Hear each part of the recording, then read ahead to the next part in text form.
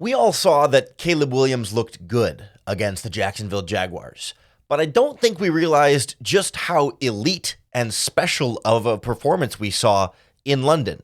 And it's also easy to overlook how well the Bears did in the running game, too.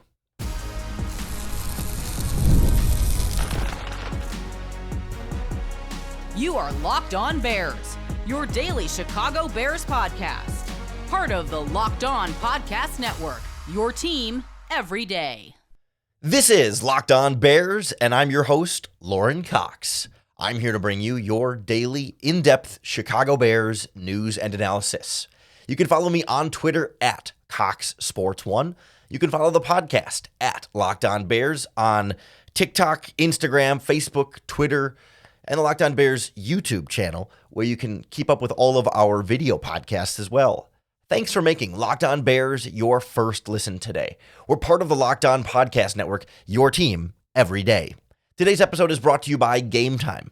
Download the Gametime app, create an account, and use our promo code LOCKEDONNFL for $20 off your first purchase. On the show today, we look at just how special Caleb Williams' performance was against the Jacksonville Jaguars that really stands out above and beyond what you might have thought just having watched it live. That yes, the Bears played well against a bad team, but you don't see teams play, and specifically quarterbacks play this well against even bad teams like the Jacksonville Jaguars. I also want to talk about this Bears running game that played very well and continues to make some strides there, as DeAndre Swift's been one of the hottest running backs in the NFL the last couple of weeks and continued that against a Jaguars run defense that's actually not that bad this season. It makes it all the more impressive what the Bears were able to do up front. And I also want to talk about some of this ongoing drama, dialogue, controversy, all feels a little bit strong about the Bears not having opening script to their offensive drives, to start the game, scripting out the first 15 plays, but then getting into that as a new addition to this offense more recently. I'm not sure this is as big of a deal as it's being made out to be, but it's also not nothing either. But I think we need to take a moment to appreciate just how well Caleb Williams played in this game against the Jacksonville Jaguars, because like we talked about it on yesterday's podcast, and everyone can recognize it was a national game with no other games competing for it. A lot of national media was watching Caleb Williams and was very impressed with Caleb Williams. You're seeing nothing but praise and compliments for him, which is good and well deserved, well earned. But like, this is one of those rare opportunities where it's not going far enough because of just how great Caleb Williams was in this game. That certainly, on the surface level, he was Pro Football Focus's highest graded quarterback of any quarterback that played this week on Sunday, and was elite on, quick passing, underneath passing, pretty much all of the ways you can slice and dice passing for a quarterback. He was there. And you start to get a little bit more fine-tuned on the rookie-specific stats and some of the things that are unique to where Caleb Williams are. I mean, he became the first rookie quarterback selected number 1 overall to win 4 of his first 6 starts, the 4th rookie quarterback with at least 4 touchdown passes and 50 rushing yards in a game, a 3rd highest completion percentage for a rookie in a game with 4 touchdowns, first 4-touchdown quarterback in a game at Tottenham Hotspur Stadium, and the first rookie quarterback with multiple touchdown passes in a regular season international game. I mean, he 79.3% completion percentage, best ever for a rookie with 4 touchdown passes and 25 plus pass attempts in the game. I mean, he's doing things that rookie quarterbacks don't do. And I think the most impressive one for me is when you really dive deeper into his completions and his attempts in this game. We showed yesterday we talked about the next gen stats passing chart for Caleb Williams. And if you look at that chart on the next gen stats website, it lists little dots where all of his completions were, dots for his incompletions, his touchdowns, his interceptions, etc., relative to the line of scrimmage and where he threw the pass from. And we know, box score wise, Caleb Williams was 23 of 29 passing, which already is a super high completion percentage. Was it 79% or whatever that ended up being? But when you look at that even on a slightly deeper level here, Caleb Williams had 6 incomplete passes. Of those 6 incomplete passes, 3 of them were throwaways. So passes where he's outside of the pocket and just chucks it out of bounds, intentionally throwing an incomplete pass because he's not trying to hit an open receiver on that play. He's just living to fight another down. So like those are not passes that he is aiming the ball at a wide receiver and you get to kind of judge his accuracy on those throws. So 3 of those incompletions are throwaways. The other 3 incompletions there, one was that pass early on that hit right guard Matt Pryor in the side of the helmet in the face. One was a batted pass in the fourth quarter where a defensive lineman jumped up and batted it back down. And then the other one was the interception, the deep interception intended for DJ Moore. That was just a bad throw. And when you talk about quarterback accuracy, when Caleb Williams was accurate on throws, that's only one throw in the entire game that he was inaccurate on. Batted pass, it's not really accuracy. You can put some blame on the quarterback, but we never got to see whether or not it was an accurate pass intended for his receiver. Same thing with the pass that hits the offensive lineman in the face. So like Pro Football Focus records this stat as like, it's called adjusted completion percentage. It's when you take out throwaways and batted passes that don't reflect the quarterback's accuracy on the play, but you're just trying to see, okay, on passes that he was able to get the ball toward the intended receiver, what was his completion percentage? You take drops out of it as well in this kind of stat. And so when you think about it, if you take out the 3 throwaways and the 2 batted passes, one by offense, one by defense, he had 1 incompletion the entire game on aimed passes. When you think about accuracy, he was accurate on every aimed throw downfield except for 1. That would be 23 of 24 passing in this game in terms of accuracy. It's over 95% completion percentage on aimed throws down the field. That is as close to perfection as you can get in this game. And of course, you can't say it was a perfect performance because of course he threw the throwaways. Those are throwaway passes. Those count as incompletions. They count the same. And the batted passes count as incompletions. But when you look at the things that Caleb has control over, he doesn't have as much control over whether a defensive lineman jumps up or not. He can try and change the arm angle and get around them. Yes, and could he change the arm angle to try and avoid throwing in the offensive lineman's face? Sure. Yeah, he has some control over those plays, but in terms of his control over where the ball goes once it leaves his hand, he was accurate and completed passes on 23 of 24 pass attempts. We have not seen a Chicago Bears quarterback be that consistently accurate over the course of a game. We saw Justin Fields have a game, was that last year or 2 years ago against the Denver Broncos, where he started the first half, like 15 of 15. It was one of the better Chicago Bears quarterback performances we've seen in recent years. But you may recall the Bears did lose that football game when it was all said and done, and Caleb finished 28 of 35. Also had 4 touchdowns. It was a big game for him too, but like not as elite start to finish accuracy as Caleb Williams to all different areas of the field with super impressive touchdowns and making big plays for his team. Also with his legs on top of that. Like that's how special of a performance Caleb Williams had. And it's not just the fact that it's a bad Jacksonville Jaguars team, because the Jacksonville Jaguars have played other good quarterbacks this season, and those other good quarterbacks have not had the kinds of games that Caleb Williams did against the Jacksonville Jaguars. Like that's where it still counts. It still matters. It still means that much more. CJ Stroud against these Jacksonville Jaguars did not have that level of a game. He threw for 345 yards and 2 touchdowns, but 27 of 40 passing. There were big plays in there. I'm not saying no other quarterback had a good game against the Jaguars. Josh Allen had 23 of 30 for 263 yards and 4 touchdowns. But like to have the 95% accuracy on all of his throws in this game is a level above what other quarterbacks have done against the Jaguars and what other quarterbacks have done across the NFL this season. Like this is his version of that game Jaden Daniels had a couple weeks ago where he was almost perfect, I think against the Cincinnati Bengals or whatever it was. Like this was that. Yeah, the Bengals were a bad defense too, and no one was really downplaying Jaden Daniels for that. This was Caleb Williams' version of that with such an elite level of accuracy that we don't always pick up on just watching the game live the first time through, but the All-22 film and the numbers absolutely confirm it. Also, a pretty big game from the Chicago Bears running backs and getting the rushing game going as well. And also the Bears getting involved in some opening drive scripts for the first time this season. It was a big surprise when it was revealed that the Bears weren't scripting their first 15 plays of the game like pretty much every other team does. And now they're getting into that now. And it feels like one of these controversies that would be a bigger deal if the offense was struggling. But for now, it's sliding by under the radar. But I think we should hear from Matt Eberflus about how they've approached that and why maybe this isn't as big of a deal as it sounds, but it's still nothing either. So we'll kind of check in on how the offense is opening up games, and also want to get into this Bears running game next on Locked On Bears. The Locked On Bears podcast is brought to you by FanDuel Sportsbook, America's #1 sportsbook. And FanDuel is helping you start your season off with a big return because they're going to give you $200 in bonus bets guaranteed when you place your first $5 bet. No Bears game this week to place that $5 bet on, but you can bet on all of your favorite sports, not only pro and college football, but women's and men's professional basketball, baseball, tennis, hockey season starting up, soccer, the combat sports, you name it. They've got it all at FanDuel, all in their app that's safe, secure, and super easy to use.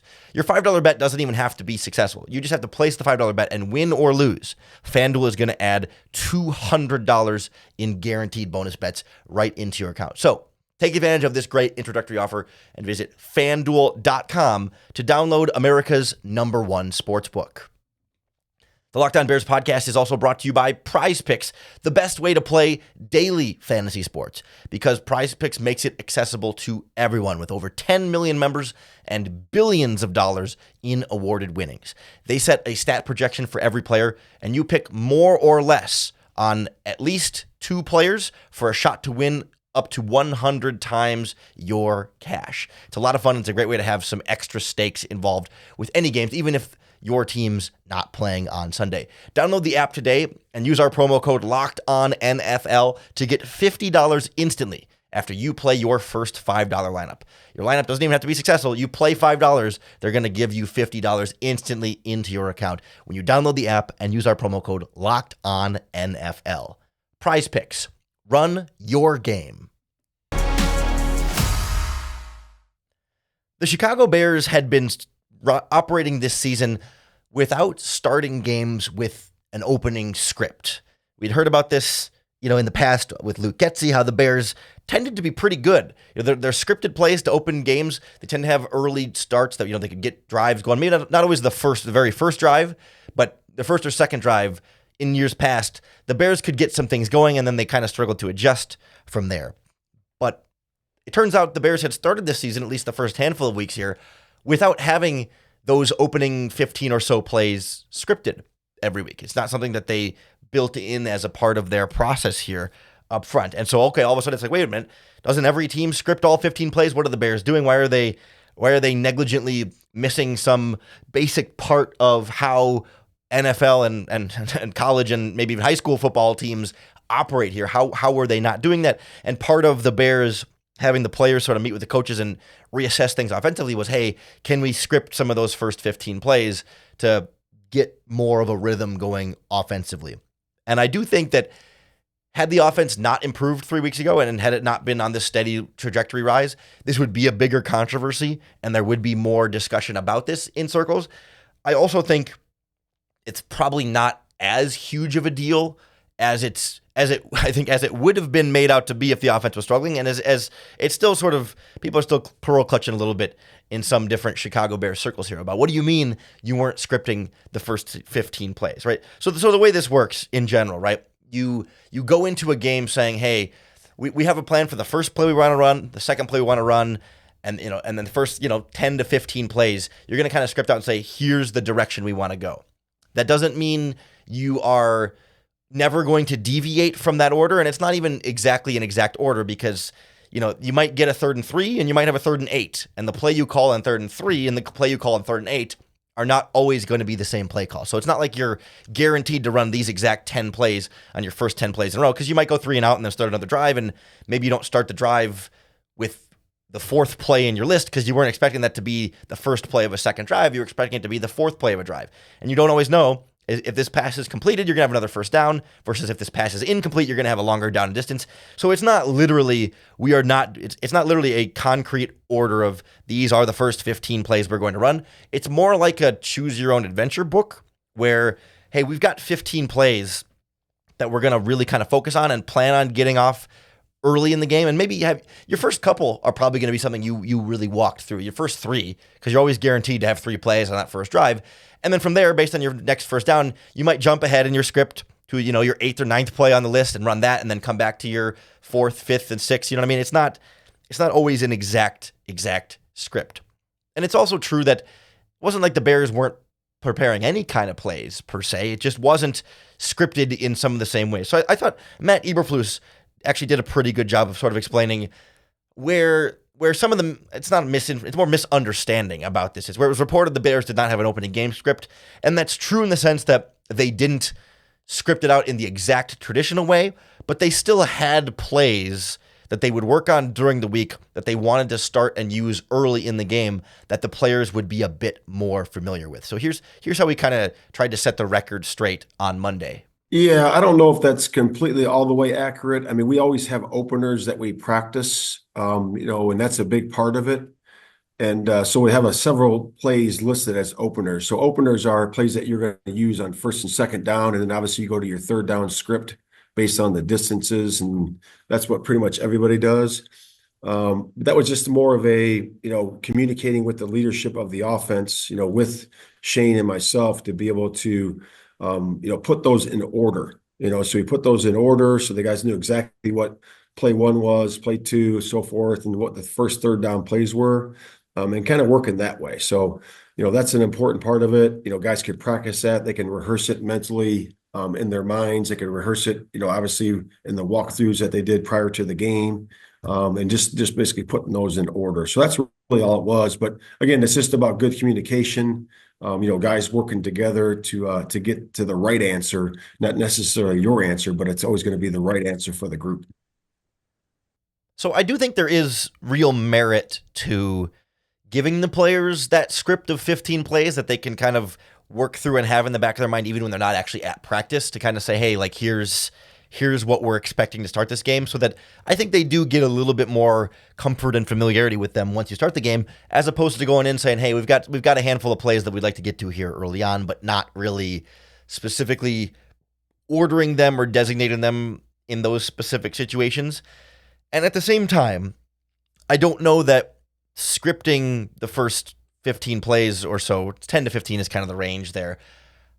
I don't know that that's always then the perfect secret and antidote to a great start. Because, I mean, the Bears have now started doing this, as Matt Eberflus said, and they came out against the Jacksonville Jaguars and went 3-and-out on their first drive and then 3-and-out on their second drive. And so it's not as though, even against a bad defense, that you would turn around and dominate and score touchdowns on 5 of your next 6 drives in the game. Having an opening script in that one, it didn't really make that big of a difference. I mean, sometimes it's just execution. Sometimes it's what the defense does. Sometimes it's about making the adjustments after that. And like scripting out the first 15 plays or whatever is nice, but it's not the difference between winning and losing these games for the Bears offense. I mean, I don't know exactly when they first started scripting plays, but like even last week against the Panthers, opening drive, 3-and-out against a bad defense. It's not as like, it's not like, oh, it's a good team, so sometimes you're going to go 3-and-out against them. Like, no, the Bears have slow started when they do script the plays and have had slow starts when they don't script the plays. And so I don't think it's some cure-all that unlocked this offense once they finally scripted the plays, just like we saw with Luke Getsy last season with the Bears. They scripted the plays and were very good on a lot of those scripted play drives. And then once they'd get through that game script, they couldn't really adjust and keep up and stay ahead of the sticks, and you'd end up having some poor offensive performances then.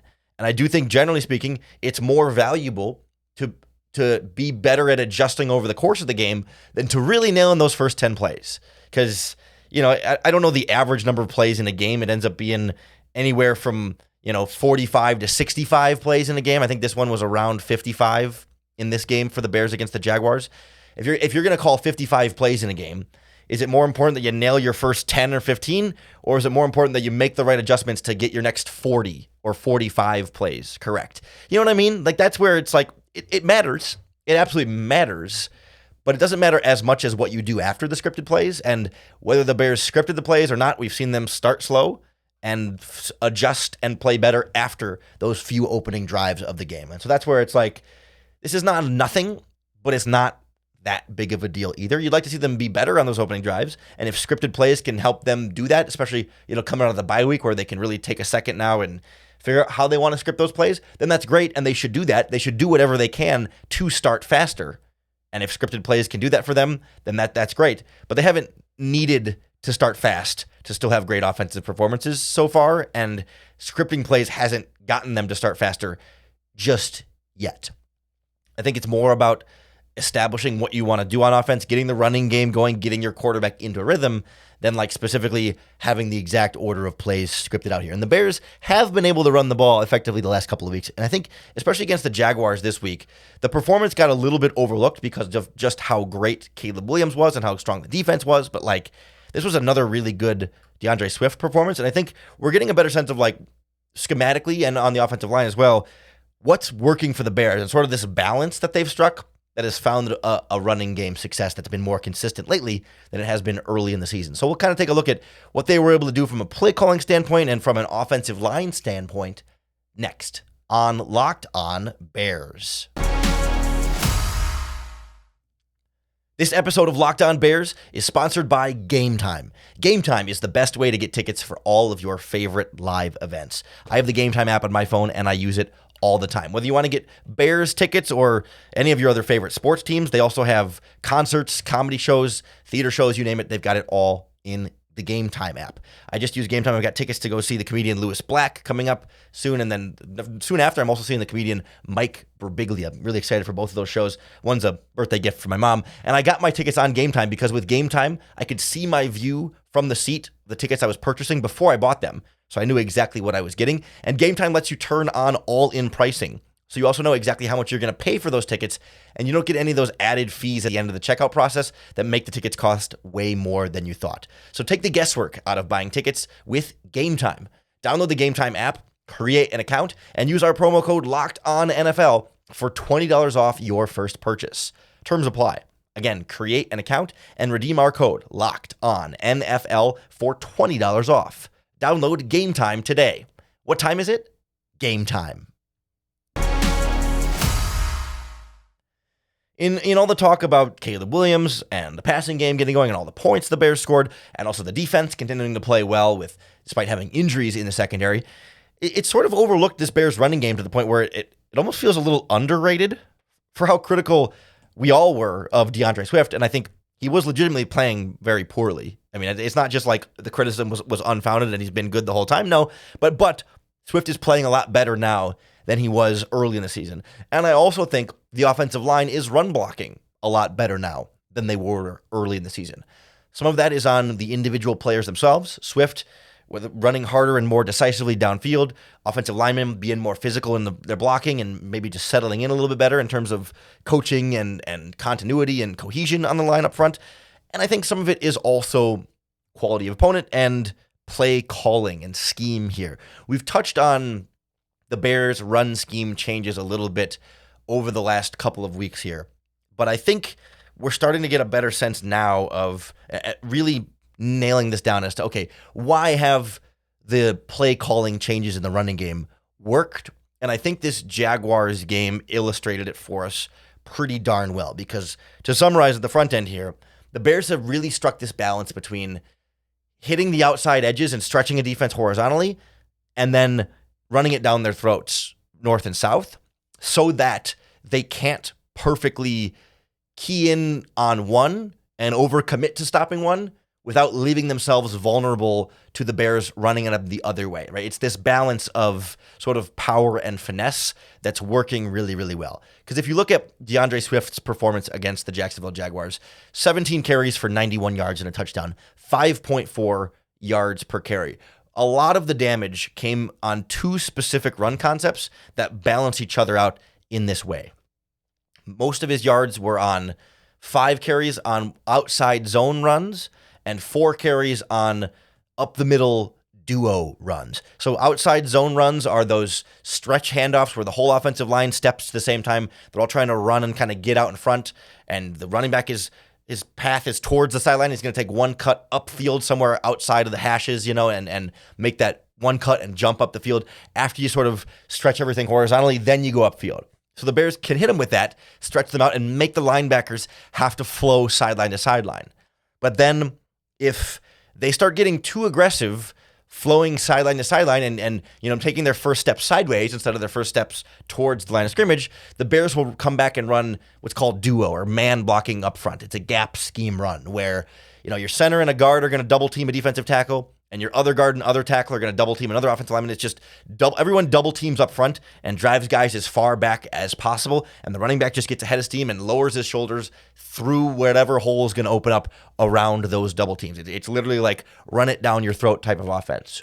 And so if defenses start to flow too much horizontally to prepare to try and get ahead of these outside zone runs, then the Bears will run duo right up the middle and smash it down the throats as they're already sort of trying to get outside. And then if they say, okay, you're running down our throats, then we're going to step up towards the line of scrimmage and be aggressive coming downhill. Then you do the outside zone handoffs, and they get caught up in the wash in the middle, and you can beat them to the edge and turn upfield. So DeAndre Swift averaged 7 yards per carry on those outside zone runs and 9 yards per carry on those man duo runs up the middle. So like he could hitch outside and he could hitch up the middle. And he can hitch outside and hitch up the middle. So you can never be one step ahead of where the Bears were in their running game. Everything else the Bears tried with Swift, there's some inside zone, some power, some draw plays, some other concepts. They're only getting like 2 yards a carry on those runs, but it was hit him to the outside and hit him down the throat. Sort of all or nothing, right? Either all up the middle or all to the edge. The Jaguars defense, particularly in this game, wasn't able to properly keep up with it, anticipate it, and get out in front of those plays so the Bears could stay one step ahead in the running game. You also have to give credit. Somebody like Tevin Jenkins had maybe his best game of the season, really a bounce back performance for him, for someone who's, I thought, really struggled the first handful of weeks, and it felt like every game he was losing millions of dollars as he's in a contract year and not playing particularly well. But for whatever reason, the matchup with the interior of the Jaguars defensive line, former teammate Roy Robertson Harris and some of those guys on the interior who just got traded, by the way, which was wild. Like, he had a much better game in the ground, and I thought Darnell Wright was really mauling on the ground as well. Like, both those guys had some ups and downs. Tevin Jenkins more issues than Darnell Wright. Both of those guys run blocked very, very well in this game and got a lot of movement up front for DeAndre Swift, especially Tevin Jenkins in some of those duo blocking plays and Darnell Wright getting out on the edge on some of those zone plays. Like, those guys were moving human beings. I still have some questions about what the Bears are going to do on the interior of this offensive line when it comes to Coleman Shelton and Matt Pryor. I didn't think they had bad games, but those two still very clearly feel like the two weakest links on this Chicago Bears offensive line. And as you enter the bye week, they're going to evaluate everything. And they're going to look at, okay, how can we get our 5 best offensive linemen on the field every single week? And as Ryan Bates gets closer and closer to coming off of injured reserve, he's going to be eligible to practice here. And as soon as he's healthy, he will return to practice. And then is he one of your 5 best offensive linemen? And is he a better upgrade at center versus a better upgrade at right guard? Like, what's the combination there? Whether it's between Shelton, Pryor, and Bates, which 2 of those 3 players belong on the interior of this Bears line? Maybe they just say, you know what? Maybe Shelton and Pryor aren't great, but they've been in there and they've been building this continuity and cohesion with the line, and that's just more valuable to us right now to kind of not have any communication changes or breakdowns there and not change centers for Caleb Williams and have Darnell Wright have the same body next to him. Like, maybe they just want more of that stability and can leave Ryan Bates as a healthy backup for now, knowing that guys are going to get hurt on the offensive line at some point anyway, and you're going to have to plug backups in again at some point. But for now, the guys that are in the lineup are healthy, so let's leave them that way and not force any changes before an injury requires you to make one of those changes. It's one of the conversations we'll need to have this week during the Chicago Bears bye as we look at what this team needs to adjust and change while they're off on Sunday. Because just because the Bears aren't playing this week doesn't mean the podcast is going anywhere. Locked On Bears is still here for you 5 days a week to bring you that daily Chicago Bears news and analysis. So keep making Locked On Bears your first listen each and every day, and hit that subscribe button on YouTube or wherever you get your podcasts. It's going to be the best way to keep up with all of our great content we're bringing you each and every day. If you're looking for a second listen, now that we're wrapping up Locked On Bears, go check out the Locked On NFL podcast.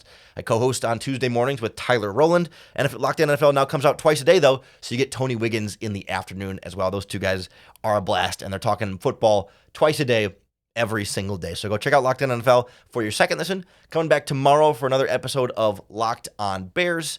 And you have to come back for your next opportunity to bear down.